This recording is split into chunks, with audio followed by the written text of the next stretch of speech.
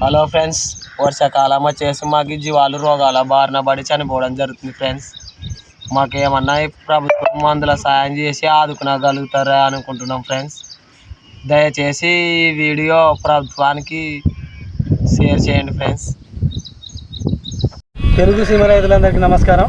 మనం ఈరోజు వచ్చేసి కోడుమూరు మండలం ముడమలగుర్తి గ్రామం గొర్రెల కాపర్ దగ్గర ఉన్నాం. గొర్రెల కాపర్లు వర్షాకాలం వాళ్ళ పరిస్థితి ఏ విధంగా ఉంటాయి, గొర్రెలకు ఎటువంటి రోగాలు వస్తాయి, వాటిని ఎట్లా నివారించుకుంటారు అనే విషయాలు వాళ్ళ మాటల ద్వారా తెలుసుకునే ప్రయత్నం చేద్దాం. నమస్తే. మీ పేర్లు? నా పేరు జయశంకర్. మీ పేరు రవి. మీ పేరు అయ్యన్న. మీకు ముఖ్యంగా నమస్కారం. జయశంకర్, ముందుగా వర్షాకాలం మీరు గొర్రె ఎక్కడ పెట్టుకుంటారు? మాకు వర్షాకాలం వస్తే కొంచెం ఆరుగడ్డలు తొలకపోతాం. ఇంకా అదల్లా బయట చూసుకొని పోవడానికి. సరే, వర్షాకాలం ఇప్పుడు వర్షం వచ్చిందంటే వాటికి రోగాలు ఎప్పుడు వస్తాయి? తడిసిన తర్వాత వస్తాయి, లేదంటే ముందుగా వర్షం పడిన మొలకలు తిని కొన్ని రోగాలు వస్తాయి. తర్వాత మళ్ళా గాలి మళ్ళా కొంతవరకు రోగాలు వచ్చిన వెంటనే మేము మందులు తెచ్చుకోవడము, దానికి వేసుకోవడం. ఏమన్నా పలానా రోగాలు వస్తాయని మీకు ముందే ఉంటుంది, ఏమన్నా దాని మీద అవగాహన ఉంటుందా?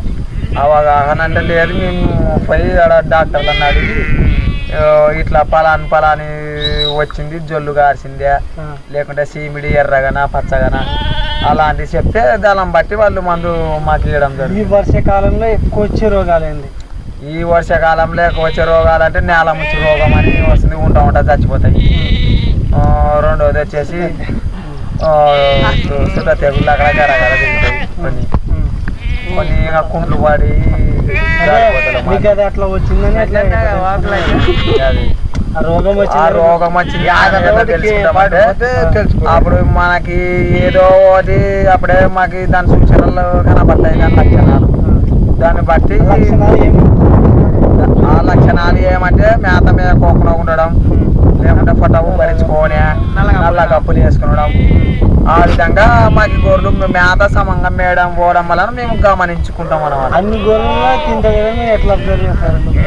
డల్లుగా అది గొర్రె డల్లుగా ఉంటుంది, మేయడం మేత సమంగా మేయదు, దాంతో పాటే వస్తుంటుంది, అయినా మేత మేయదు. అప్పుడు మెడికల్ షాప్లో చెప్పుకోవచ్చు. మరి వాటికి ఇంజక్షన్లు ఎవరు వేస్తారు? వాటికి ఇంజక్షన్లు మేమే వేసుకుంటాం. మాకు ఇది అట్లా డాక్టర్లు గిక్టర్లు ఎవరు ఉన్నారు కాబట్టి మేమే వేసుకుంటాం. అంటే వాటికి ఎట్లా ట్యాబ్లెట్లు ఇస్తారా, లేకపోతే ఇంజక్షన్లు ఇస్తారు, ట్యాబ్లెట్లు ఉంటాయి.